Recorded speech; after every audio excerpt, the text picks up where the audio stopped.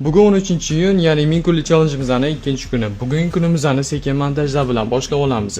Кожаное сиденье zo'r, lekin sovuq. Klientning videolarini montajini 10 minutga qolmay topshirdim. Endi o'zimning videolarimni montajini boshlayman. Men o'zimning videolarimni qanaqa qilib montaj qilaman? Birinchi navbatda o'zimning konkurentlarimning videolarini yaxshilab analiz qilib, ularda yaxshi ketgan videoni olib, misol uchun mana shu video xuddi shunga o'xshash qilib syomka va montaj qilaman va o'zimning YouTube kanalimga joylayman. Xo'p, mana ko'rishingiz mumkin, syomka jarayoni ketyapti. Kompyuterdagi ishlar montajda tugadi.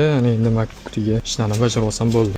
Xo'p, mana 10 minut deganda videoni olib YouTubega upload qilib bo'ldim. Endi ko'chaga chiqib bitta kelamiz. Tak, shu yerda 1 soatcha bo'lamiz, ham montaj, ham brus qilamiz. Xo'p, montajni ham boshlab oldim. 20 ta. Va alaykum assalom. Shu Akbar aka. Boshqasiz. Hozircha shu, keyin YouTube. Bizaniki ham yopiq ekan. Och Soliha.